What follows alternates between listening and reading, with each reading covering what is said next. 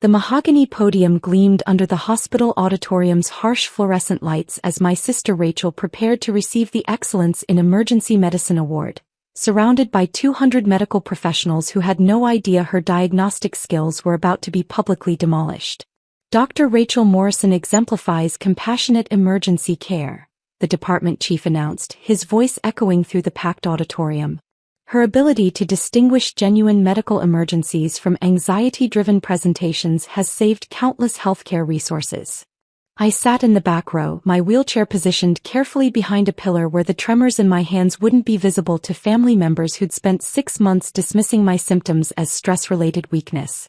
The same tremors that had led to my partnership with Johns Hopkins Neurology Department, where I served as both patient and lead researcher for a groundbreaking study on early-onset Parkinson's disease. Rachel has a gift for seeing through hypochondriac presentations, Mom whispered proudly to Aunt Patricia, her voice carrying that particular maternal pride reserved for children who validate family medical opinions. She's helped us understand that some people just need tough love instead of endless medical attention. Tough love. While I'd been secretly coordinating with 3 major medical centers to research rare genetic mutations that had made my case a landmark study in neurodegenerative disease progression. The same mutations that explained every symptom Rachel had dismissed as psychological during my 7 visits to her emergency department. Mia's always been prone to dramatic medical complaints, Dad added quietly, apparently providing context for relatives who might wonder why his daughter looked so frail at her sister's celebration. Rachel's helped us understand that enabling hypochondria doesn't help anyone. Hypochondria. The diagnosis my sister had written in my medical files after dismissing my balance problems, hand tremors and cognitive difficulties as manifestations of anxiety about starting graduate school. The same symptoms that had caught the attention of Dr. Elena Rodriguez, chief of neurology at Johns Hopkins, who'd recognized classic early-stage Parkinson's indicators that Rachel had missed entirely. Dr. Morrison's efficiency in distinguishing real emergencies from imaginary ones has improved our department's response times significantly, the chief continued, building toward his crescendo of professional praise. She's saved us from countless unnecessary workups and expensive diagnostic procedures. Unnecessary workups. Like the MRI series I'd finally obtained through Johns Hopkins that had revealed brain changes consistent with genetic Parkinson's disease. Changes that should have been investigated months earlier if my sister had ordered basic neurological imaging instead of prescribing rest and anxiety medication. Rachel has such clinical intuition, grandmother Eleanor declared with the authority of 87 years. She knew immediately that Mia's problems were psychological rather than medical. Clinical intuition. That had failed to recognize textbook neurological symptoms appearing in a 26-year-old patient with strong family history of movement disorders. Family history Rachel knew intimately but had somehow overlooked during her clinical assessments.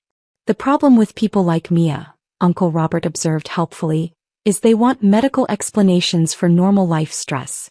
Rachel's training helps her see through that kind of manipulation. While maintaining detailed symptom logs that had become the foundation for Johns Hopkins' largest clinical trial studying genetic predispositions to early-onset Parkinson's disease. My manipulative documentation was now helping researchers understand disease progression patterns that could benefit thousands of patients. Mia needs to learn that not everything requires medical attention, Rachel had announced to our family 3 months ago, after my 4th emergency department visit for worsening tremors. Some people just need to accept that they're not as fragile as they think. Not as fragile.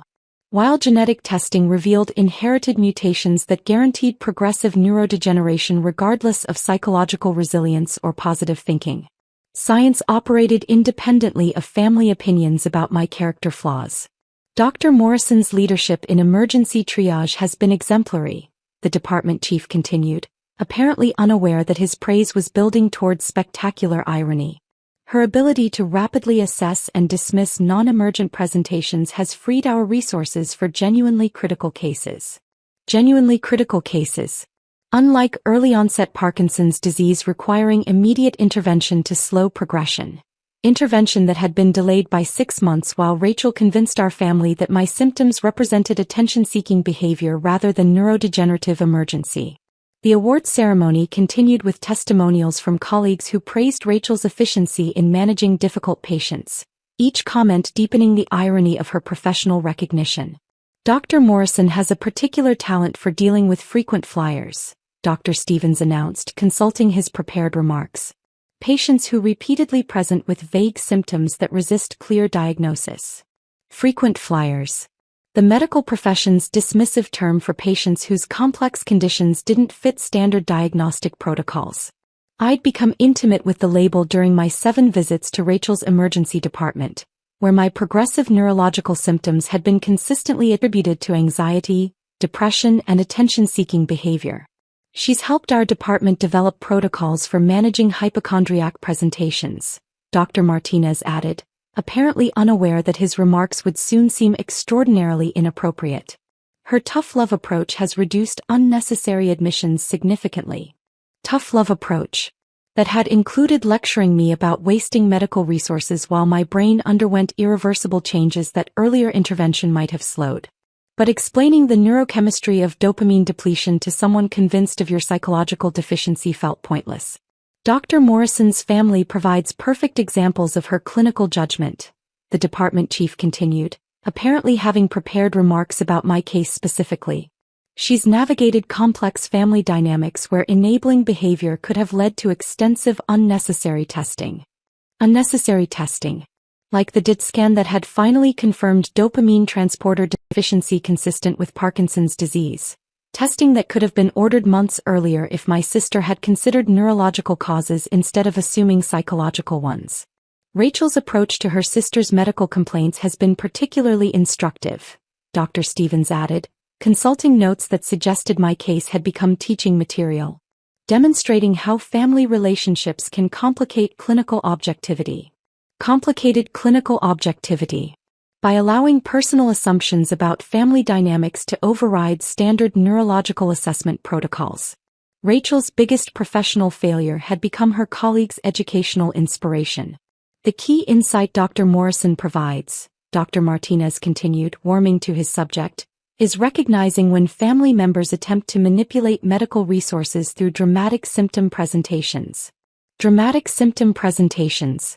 Like the morning I'd fallen down our stairs because my balance had deteriorated overnight.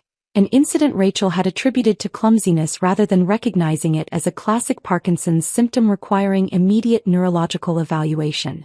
Dr. Morrison's sister provides an excellent case study, the department chief announced, apparently prepared to use my medical situation as educational material, demonstrating how anxiety can manifest as seemingly neurological symptoms.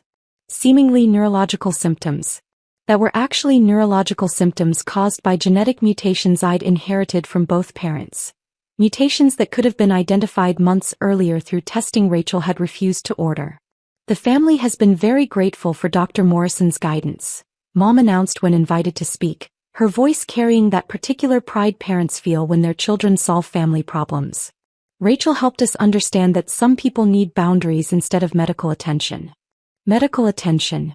That could have included early intervention protocols potentially slowing disease progression, physical therapy maintaining motor function, and medication regimens managing symptoms that had worsened during months of diagnostic delay.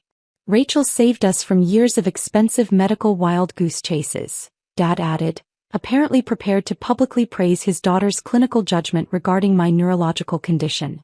She knew immediately that Mia's problems were behavioral rather than medical. Behavioral problems. While my brain underwent cellular changes that would eventually require deep brain stimulation surgery, medication regimens costing thousands monthly, and lifestyle modifications that Rachel's early recognition could have initiated when they might have been most effective. The revelation came through Dr. Elena Rodriguez, chief of neurology at Johns Hopkins, who entered the auditorium during Rachel's acceptance speech, flanked by 2 research colleagues and carrying MRI films that would transform the afternoon permanently. Dr. Morrison, she announced, her voice cutting through the applause like a surgical instrument, we need to discuss your sister's case immediately. The auditorium fell silent except for the soft humming of projection equipment being activated by medical technicians who'd apparently been summoned for an impromptu presentation. Rachel's acceptance speech frozen mid-sentence, her award certificate suspended in space like a document awaiting verification. According to Johns Hopkins records, Dr. Rodriguez announced, consulting her tablet with the authority of someone who'd reviewed the case thoroughly. Ms. Morrison has been our lead patient researcher for 6 months, participating in groundbreaking studies on genetic Parkinson's disease. The room's temperature seemed to drop several degrees as medical professionals began understanding the implications of what they were hearing. The symptoms your sister presented with repeatedly, Dr. Rodriguez continued, her voice carrying the particular precision neurologists use when delivering complex diagnoses, represent textbook early-onset Parkinson's disease caused by inherited genetic mutations. The projection screen illuminated with brain scans showing unmistakable evidence of dopamine pathway deterioration, each image labeled with dates corresponding to my emergency department visits. These MRI sequences, Dr. Rodriguez explained to the assembled medical professionals, demonstrate progressive neurodegeneration that should have been recognized and treated months ago. Rachel's face had gone completely pale, her award certificate now trembling in hands that understood the magnitude of her diagnostic failure. Ms. Morrison's genetic testing reveals mutations that guarantee continued disease progression, Dr. Rodriguez continued, apparently working from a comprehensive case presentation. Early intervention protocols could have significantly impacted her long-term prognosis. The auditorium had become completely silent except for the soft clicking of projection equipment cycling through brain scans that documented my deteriorating condition. The 7 emergency department visits, Dr. Rodriguez noted, consulting her detailed timeline, represent missed opportunities for neurological intervention during the critical early disease period.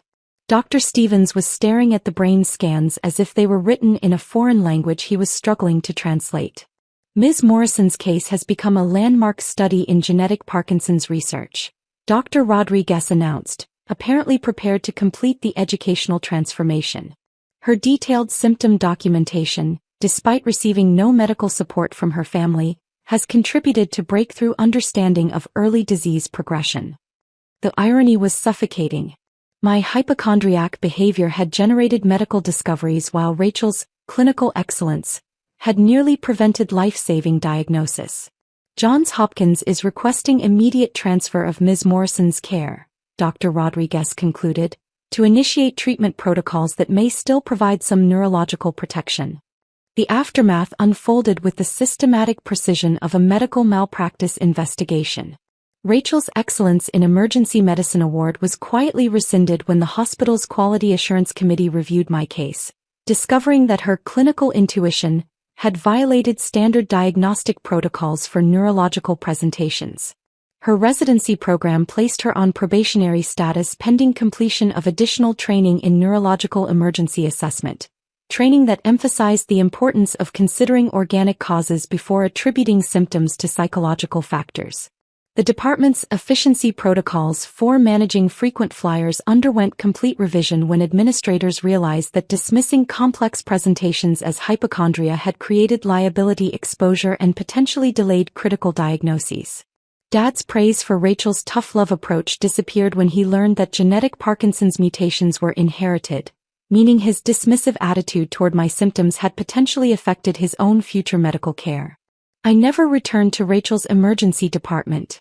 Johns Hopkins provided comprehensive neurological care with colleagues who understood the difference between genetic disease progression and attention-seeking behavior.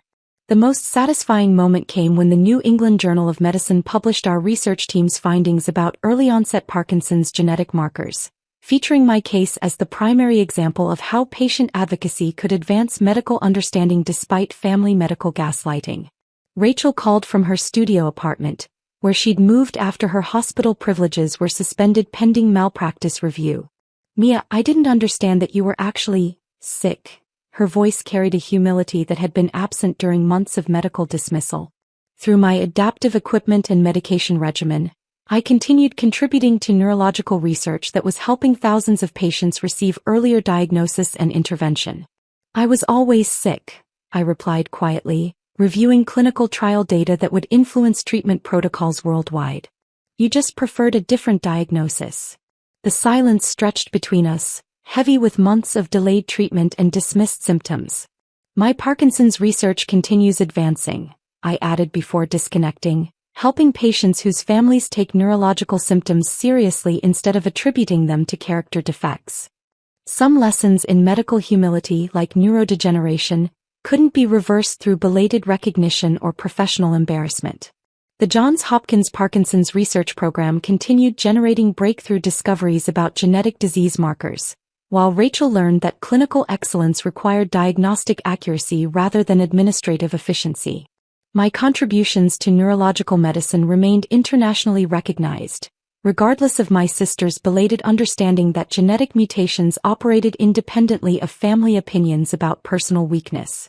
The brain scans continued documenting disease progression, but also documented the importance of patient advocacy in advancing medical science despite family members who confused medical expertise with family authority. Some conditions, like professional reputation, required careful maintenance and couldn't survive repeated diagnostic failures disguised as clinical wisdom.